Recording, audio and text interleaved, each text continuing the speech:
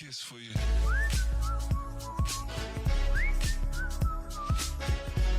Just Gems is a series where I highlight various games across the indie and AAA sphere that I feel like got overlooked, either due to their early access launch or their release window being caught between a bunch of other titles, to even just the launch day of the game maybe not being in the best shape, but the devs kept on the horse and made it better. There's a lot of reasons why people don't necessarily get into a game, and I'm here to highlight why they should really give these games a second look. Today we're looking at Ghostrunner 2 for Just Gems. I would basically say that if you are interested in speedrunning games like Celeste, Super Meat Boy, Sifu, the original Ghostrunner, Neon White, anything like that, this game is really going to appeal to you. But the reason to say Just Gems is because, well, the first Ghostrunner did extremely well in the charts, getting, 62,000 reviews at 89% positive and a total concurrent peak on Steam of 11,000 people. Ghostrunner 2 launched in a heavily more contested time and got considerably less reviews with a less receptive fan base, as well as considerably less people playing the game. So I did kind of want to highlight this game that even if it's not for me, even if it's not something that I personally like, if you like some of those games, especially Sifu, the original Ghostrunner, and more specifically something like Celeste, right? These kind of like speedrunning perfection games, I think you're really going to like this game. There is a pretty specific recommendation, mainly because there's a lot of things in the game design department from people that are looking for this as like a full game instead of just like a speedrunning thing that are going to piss some people off. But a couple of benefits just right off the bat.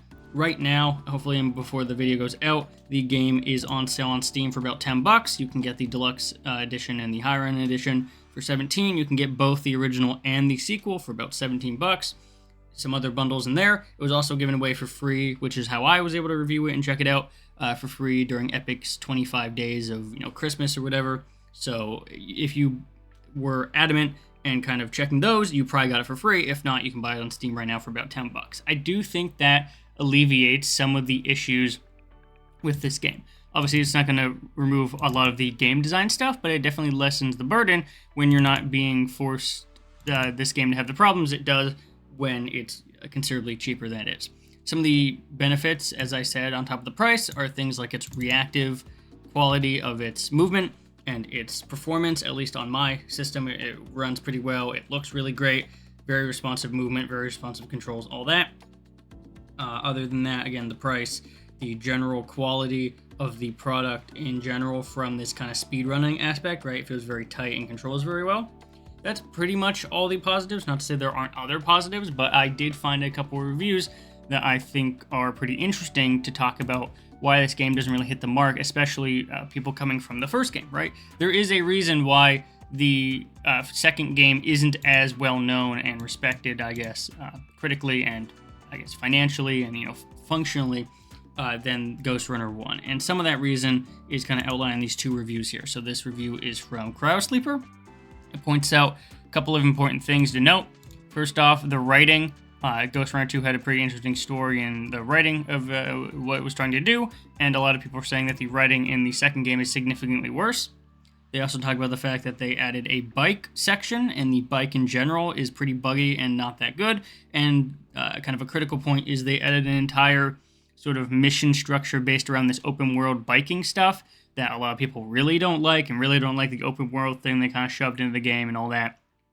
So it says here, Bike also has a semi-open world mission, which is the worst level the series has by far, with 1.9 bazillion places to get your ride stuck in, so that comes along with the kind of bugs and the game design decisions that aren't as good. They talk about the fact that missions have built-in challenges, but you can't actually access them from the main menu, so you have to go through the entire map to be able to redo and find those challenges, which is definitely quite annoying. They also talk about the technical polish not being as good, with a decent amount of lag and a lot of crashes during the playthrough. And also that the music that the game was known for is definitely taken a step back because they implemented a lot more composers this time, so it doesn't have as consistently good music. So that is the review here, and this person had about 26 hours on record and had not recommended. This is the top review you will see on the Steam page, by the way, so if you're thinking I cherry-picked this or anything, I did not. This is just the top review on the Steam page is this review. Directly under it is this other review that's a little bit more concise with a little bit less time played. But this review is also similar, and this is from Big Tumor. He basically says it's a downgrade from the original. It falls short in its attempts to create new ideas. He also mentions the obvious example being that they made an open world biking section, and they didn't like the open world section of it. They thought it was, predictably out of place. It was slowing the pace of the game down. It was really bad in terms of its design of its open world, really boring landscapes, which is a surprise considering the quality, generally speaking, of how this game looks a lot of the time and its design there. So they talked about that. They also complained about the hub area in the game, which further kind of hurt to kill the pacing compared to the first game, which had basically just like a very linear, very quick level-based structure. The hub area of this game kind of hurts that.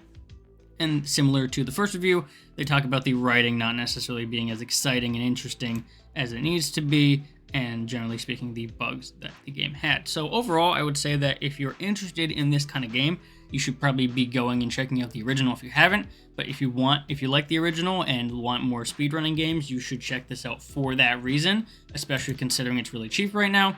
But generally speaking, don't go into this game expecting it to be a better version of the first game. If you're just interested in this kind of concept in general, I would probably recommend the first game that a lot of people have and a lot of people kind of are used to. But I still recommend the second game if you're looking for that tight-tuned speedrunning stuff. It is a better game in a lot of ways, but for the general community that's around this stuff, they tend to have some issues with it that I was hopefully able to convey in this kind of thing. I, again, personally don't like these kind of games. I just don't kind of like the whole idea of the perfection run. That never really appealed to me. I much rather have more systems to go off of than like a perfection.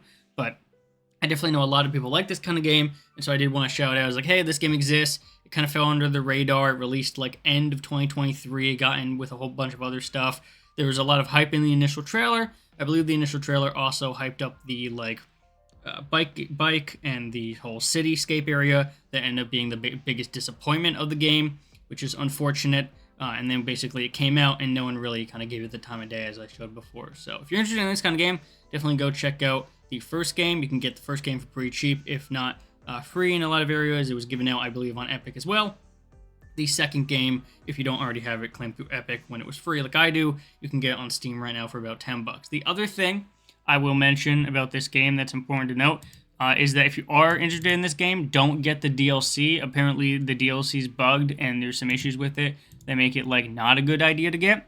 That goes for things like the anniversary pack, that goes for like the season pass, the stupid endless mode that they paywalled behind an $8 DLC, a bunch of the cosmetics and stuff. Generally speaking, the DLC in this game is not worth it, but if you're just going to be picking up the base game, I think that's definitely, good and purposeful.